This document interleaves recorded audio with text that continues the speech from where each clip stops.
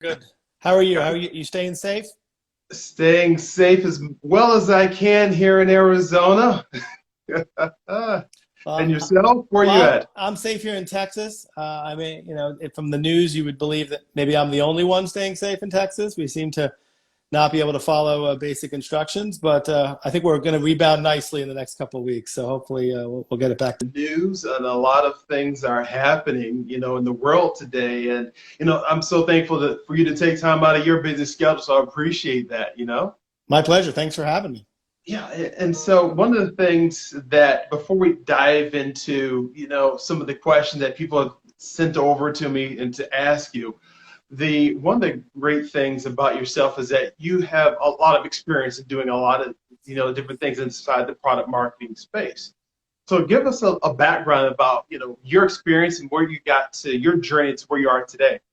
Sure. Yeah, no, it's been a crazy journey. I mean, if anyone would have told me 10 years ago, I'd be where I am, I couldn't have foreseen this. So, about 10 or 12 years ago, I worked at Apple, and I was, entrusted with opening up a number of their stores on the East Coast and helping them launch the iPhone and then the iPad, which was, an incredibly exciting time. But that taught a lot of things about adoption of technology. And at the time, Apple had really started changing their kind of core demographic to switchers, right? People who had always been using Windows and trying to, grow their base. And so really bringing a lot of people into a foreign software product, teaching them how to use it in a kind of a risk-free environment and watching them, change their concept of what a personal computer could do for them. Up until that point, people had, sent email and browsed the web. And you'd go into an Apple store and suddenly look that you could make a movie or make a web page or a photo book, and it made the technology more human. So that was kind of my undertaking. And working at Apple, the only thing I learned, one of the main, not the only thing, but one of the main things I learned there is the pace of change, right, and self-learning and self-teaching. Everyone might think that Steve would announce something and we'd know about it 2 weeks ahead of time and we'd be well versed on it. If anyone remembers the black and white MacBooks when they first came out, brand new computer, they did brand new things. We found out about it when the pallet showed up at the store about 15 minutes before Apple announced that they were launched.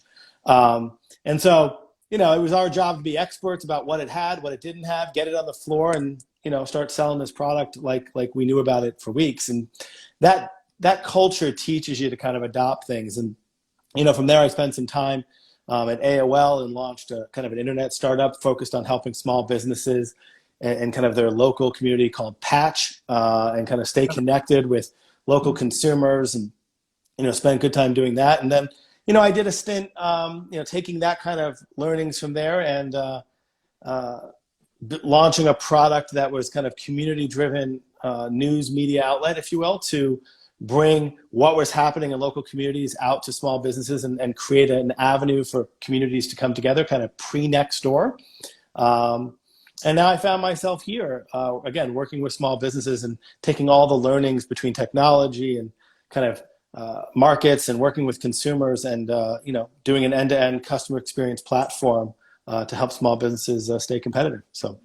Yeah, and that's what I like about some of the things that you're bringing to the table and you're pivoting to that customer experience and that journey. I've been telling my clients, I work as a business technology marketing advisor to a lot of folks, and we're like, let's focus on that customer experience first and not just this specific transaction. So tell me about that kind of change, that mindset you're bringing into the table. Yeah, no, and listen, technology is an interesting concept, right? Some people think that technology is going to go by inherently, that technology solves the problem. Technology doesn't solve a problem. Technology creates a platform for you to solve a problem or for you to effect change, but it involves an active participation, right?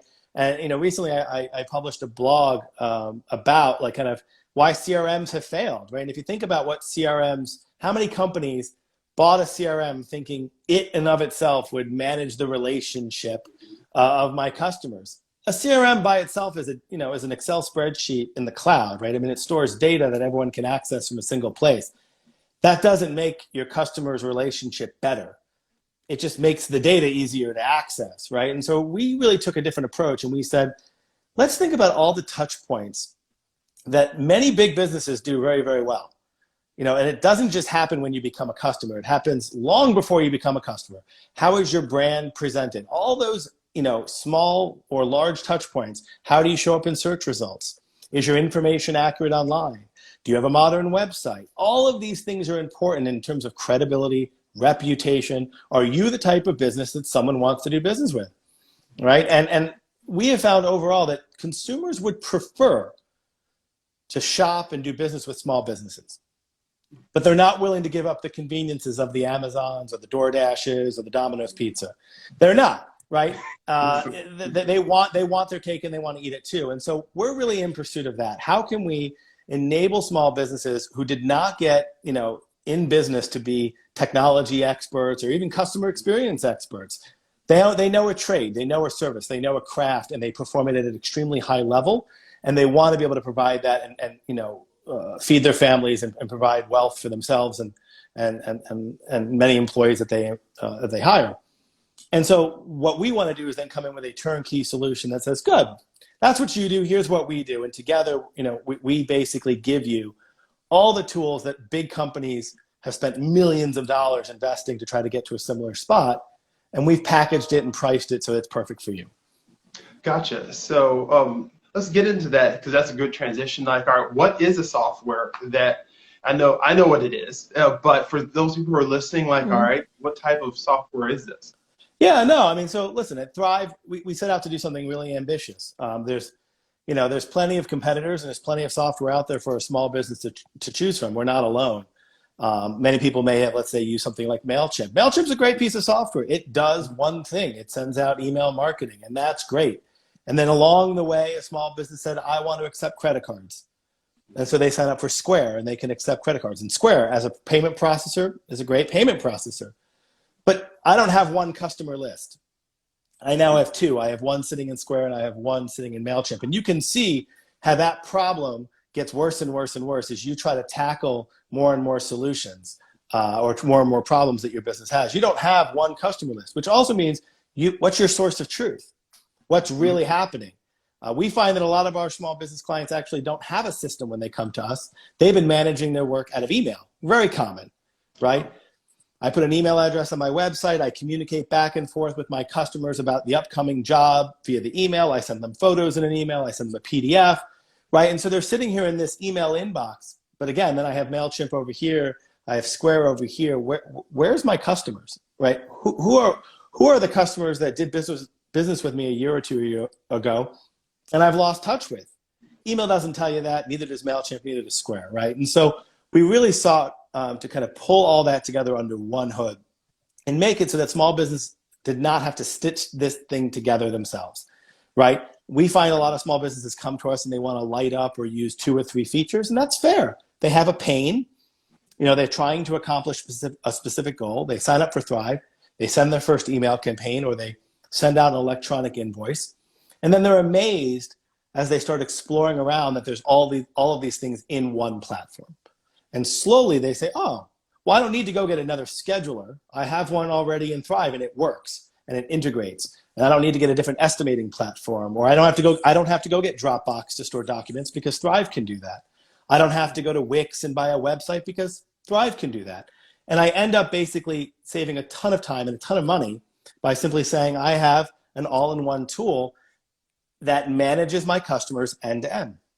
And we really help our customers kind of not only get new customers, but kind of stay organized, get paid. And the way we say is get credit, get reviews, get reputation, and then continue that cycle over and over again. So it's been an undertaking. It's ambitious. It's complex.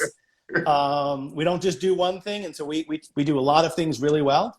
But we think it's the missing link because we've watched small businesses struggle for years and years now, doing them one by one by one. And it doesn't solve the problem. It kind of puts a Band-Aid on it. And we think there's a better way. Right. And trying to create that better way, one of the issues that I believe a lot of small businesses have, and you kind of touched on it, they're not technologists. So I run a real estate firm, a brokerage. I have my email, my MailChimp, my Aweber, and then I want to send out my invoices. So from your experience with adaptability, so how have you helped small businesses understand the adaptability? Because I'm quite sure some of them come up with very high expectations. This is going to solve the world. And then how do you manage that? Yeah, listen, it's a great question. I mean, and we made plenty of mistakes, as I'm sure, like all small business owners make mistakes in theirs. We've made some in ours. We used to call ourselves an all-in-one, kind of small business platform, and talk about setting expectations. We don't do payroll, right? So as soon as you say all-in-one, it's only downhill from there. So really, we really just say, listen, it's going to manage your customer's experience. It gives them a single point of truth, and we differentiate ourselves because everything that you can do inside the software, your customer can interact with you on, right? There's a kind of a customer login area, right? Like if you were shopping on Amazon, you log in and it has a list of your orders and your invoices and your receipts, and you can return things and you can communicate with Amazon. We give that same power to a small business owner. So we kind of set that expectation, and starting at the point of sale, what are your pain points? What's your purchase intention? What are you trying to solve? And we try to kind of eat that elephant one bite at a time. We want to help them achieve whatever their immediate goals are now. And the benefit of Thryv is that we have long-term value.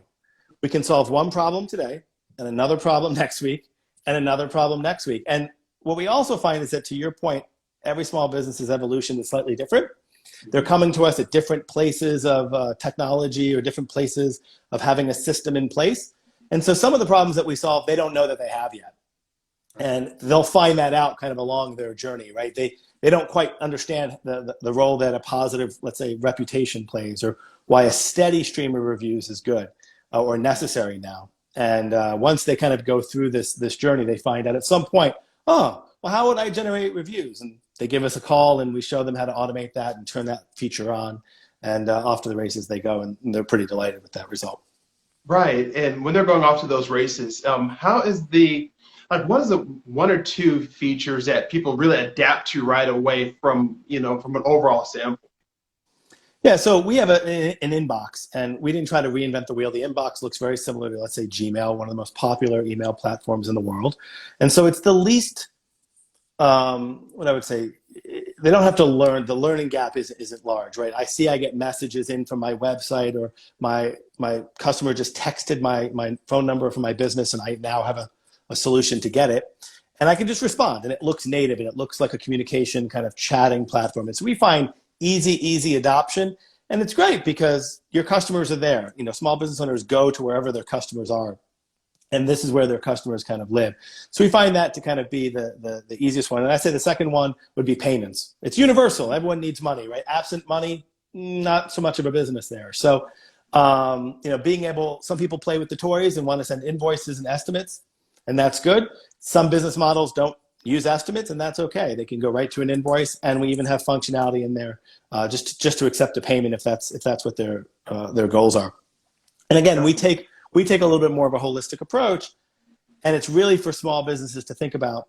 We don't even just force you to use our platform for payments, meaning if you are accepting check or cash. Now, obviously, COVID changes the dimensions of those things, but we let you track your offline payments, right? Because it's still important that your end-to-end client experience, right? Do they owe you money? Do they not owe you money? So we don't force small businesses into kind of one way of doing things. I find that to be a growing theme in kind of the SaaS space. And a lot of other platforms are take it or leave it, buy us, this is how you do it. If you want to accept payments, use this one payment option. We integrate with a number of payment options to be flexible and allow small businesses to pick the one that's right for them. And that's our general model, is allowing people to figure out and customize it to their individual needs, because that's what makes them unique. We're not trying to turn small businesses into robots, right? If every small business looked the same, that would it would invalidate the purpose of why a small business exists, right? We think that personality, that individuality is important for them to be successful.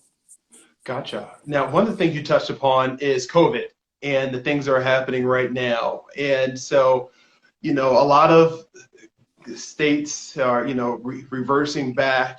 And so people are going to go back through this again, with the shutdown and everything.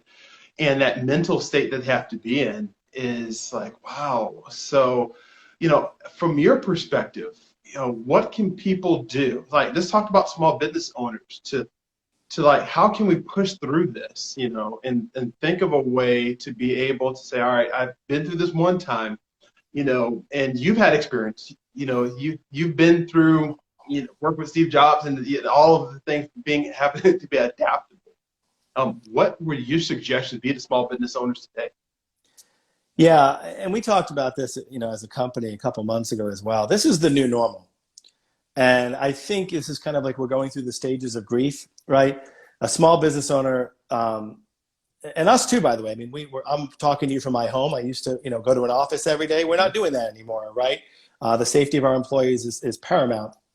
And so when you think about this kind of new normal and you think about what that means, again, I think a lot of small businesses are still kind of almost a little paralyzed in grief and thinking, I really want to go back to doing business the way I was in the good old days of February, right? I mean, and the first, we kind of have to get to the acceptance stage here, right? We have to kind of push through these stages to say, what's going with the new normal? And if you're really kind of just paying attention and looking at what's going on here, the economy and interactions may never go back to the way they were. May never. Post-vaccine, there's a lot, I'm not going to go political here. I'm not doing it, but there's a lot of, there's a lot of conversations about, is it going to be like the flu vaccine, in which case it's only X% effective, in which case we're going to be here for a while.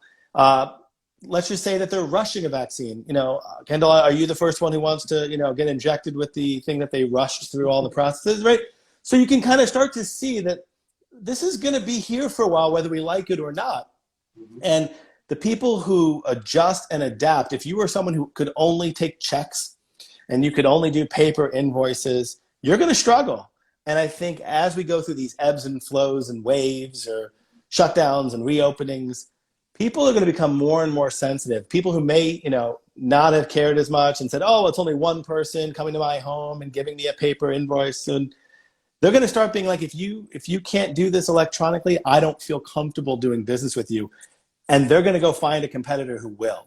The other example I use is something as basic as, yoga classes. The studios who found success doing virtual yoga studios or yoga classes online probably should never go back, because, while maybe initially we didn't all think to do it that way, you don't think that somewhere there's a student who said to themselves, hey, this isn't bad. I don't have to get up early. I don't have to drive across town.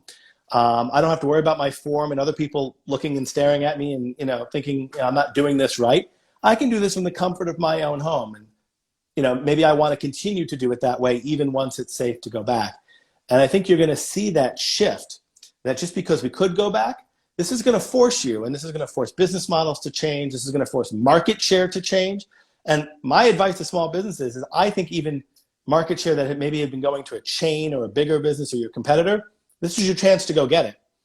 Because if they don't adapt or they're not as quick to be, kind of conform to safe business practices, people are going to seek you out and they're going to find ways to do businesses where they feel comfortable.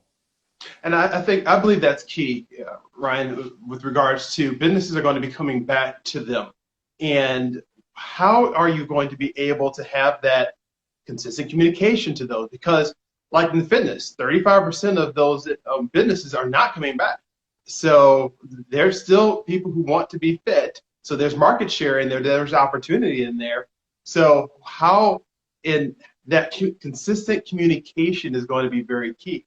So and things are changing, right? You're going to try some stuff in your business model. We're trying some stuff.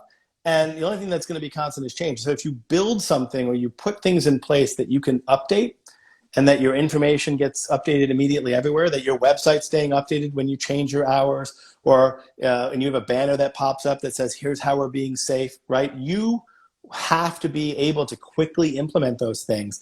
You have to be able to email out to your customers and say, here's what we're doing now to make you feel safe, because things are changing. And absent to that communication, again, people are going to start to seek alternative options. Now, I had a couple questions come through before, and one of them was we talked about kind of small businesses doing more. Why do small businesses need to modernize with the digital presence? And we kind of talked about that, but do you have anything to add upon that? Oh, I just think, some businesses thought it was nice to do before, right? And we kind of talk about this internally that like any product, right? We get objections. What are some reasons that, I don't want to buy Thryv today? And the two primary objections we kind of historically had gotten is I had done it this way for X number of years, right? And so why change? What do I need to change? And we're trying to prove and explain why, if you don't change, you're not going to kind of keep up with your competitors. The other one was I don't have enough time. And what we found with this current situation is they have to change. Now they're being forced to change. And if you don't change, you have nothing but time because you're closed. And so these are ways that we're able to kind of help people. But when you look at, the digital presence, it's not just digital presence in the nature of a brochure.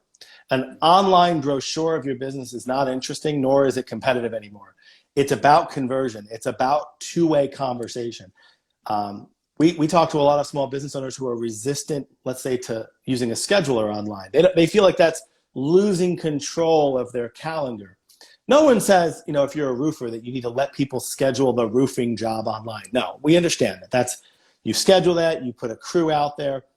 But what if you allocated an hour a day to consultations? I mean, think about the alternative. I can submit a form, you get it. Maybe I was continuing to search for your competitors and finding other roofing companies, and I was sending a bunch of these forms, right? And then finally you get back to me and you say, hey, does 1 p.m. tomorrow work? No, 1 p.m. doesn't. How about 2 p.m.? And we go back and forth and back and forth. It's just wasteful. But what if you said, hey, between 1 and 2 o'clock tomorrow, I'm going to open up 15-minute blocks of people to schedule consultations with me. I go online, I see a roofer, I say book consultation at 1 o'clock to 1:15, I'm done. Maybe I don't keep looking because I feel like I got a confirmation, I have a time, a place, an appointment, a phone number, it's going to happen, we're going to go do it. I check it off my list and I move on, right? It's that kind of thing. It's not kind of all or nothing, and it's not, broad strokes. It's finding, again, the right solution for each person. But when you talk about digital online presence, if you're not able to do that, if you're not able to get paid online, if you're not able to interact and text and communicate and electronically transact and have a presence, then even a basic website is not going to get the job done as we continue to move forward here. It has to be interactive. It has to be your storefront more than ever. Right. And having people create that storefront and then doing all these different marketing efforts, how do you know what marketing efforts really are working? So how can you really tell that? Track everything. Track everything. And don't, the biggest advice I can give anyone, and we do this ourselves, is I'm for anything that works. I'm not for anything that doesn't work. And so track everything and be willing to try things. Very, very, infrequently is, let's say, the plumber also the target customer for the plumber. So the plumber sometimes will make decisions about things that they like or they don't like. Well, who's your customer? Are you the customer? It's all about what works for them and what avenues and messaging and content works to get you more business. And so, I've always said if we put a button on Thryv.com to help people schedule demos, and if the color pink suddenly made it so that everyone clicked on the button more and booked more demos, pink's a new brand color for Thryv, right? And we just go with it because it works. And I think that kind of flexibility is, should be, present in every decision that a small business owner makes. And if it works and you have data that says it works, go with it. But don't be afraid to experiment. Don't be afraid to try. You have to kind of have some failures along the way and make these little bets for any kind of digital marketing or digital presence to figure out what works and how you get better. Gotcha. And so if you're tying those together, doing all these different things, how do you know, does Thryv help you with that platform to understand your analytics, or how does that work? It does. I mean, seriously, everything we do is tracked. I mean, when you have a record in your CRM, we tell you where it came from. We tell you whether it came from Yelp or Google or an email campaign. We let you know if you got a new appointment. Did that appointment happen because they went to your website? Did that appointment happen because there was an automated campaign that fired that said, hey, we hadn't seen you in a while? And that way you know where is your business coming from and how is it working and how is it going all the way through the life cycle of those customers. And like I said, there's other platforms that do some of that kind of stuff, but it's a matter of kind of plumbing all that together and getting it all kind of working and making it easy. Because again, we want to allow our clients to get back to doing what they were kind of designed and what their passion is doing. And I don't think it's connecting a whole bunch of software together. No, I know that very well. And I know you have to go. You took a lot of your time, and so I really appreciate it. But My pleasure.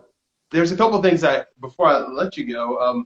Uh, there's a lot of individuals out there, a lot of information that people can find out. But do you have any kind of book recommendations for people like, hey, you should check out this book, or do you have any kind of recommendations that people should read and get their mindset right?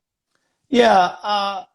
In terms of books, I mean, listen, there's a lot of leadership books you could recommend. I mean, I think, all small businesses should strive to be the best leaders they can for their teams and their employees. The best things I would encourage for content, specifically in this space and technology and customer experiences, I mean, I would go online. I would find, a blog that you want to subscribe to. Obviously, shameless plug, we have one. I would encourage that. I would, find brands that you want to align yourself and learn about, subscribe, and use that and schedule time every week to kind of go and do that, because the information is real time, right? A book, again, you're kind of looking back at a certain period of time. And I'm not saying they're not great, but I think in this space of client experience and customer experience, I would really stay more real time current, because again, I mean, in light of the current situation and the current pandemic, new technology is emerging, new partnerships and things are emerging between technology companies, again, in pursuit of kind of navigating through this. And I think the best thing you can do is, find brands that you trust, find brands that you want to align with, that are aligned with your values, that are, inherently there and providing value to you, and really just absorb whatever information they have that's available. Most definitely. So, one shameless plug for yourself, Thryv is a great company. And so there's a couple of ways that individuals can reach out to you and to the company. So how is one way that they can reach out to you? Yeah, so we'll talk with low risk, right? Low risk is you could follow us on social media. Obviously, we're doing this, right? It's kind of, it's there. We're putting a lot of information out there. Again, a lot of helpful articles. We just published one, I think, today about resources and things of that nature to help kind of navigate the financial uncertainty. So again, it's not all software all the time, all about Thryv. It's really providing tools and resources for small business owners to kind of get better and navigate these kind of uncertain times. So, we have, Facebook, Twitter, LinkedIn, Instagram. We have all social media profiles. Pick your pleasure and go ahead and follow. A step up from that is, check us out online. Again, we have an online blog. Feel free to subscribe. Again, it's a low risk endeavor, a lot of excellent value and content that we put out there. Our website is full of, kind of thought-provoking kind of overview of what Thryv is. And again, whether you think Thryv is right for your business or not, even going through that will help you start answering some questions about your client experience that maybe you didn't know to ask yourself, right? How people are finding you online. And lastly, obviously, we have a demo.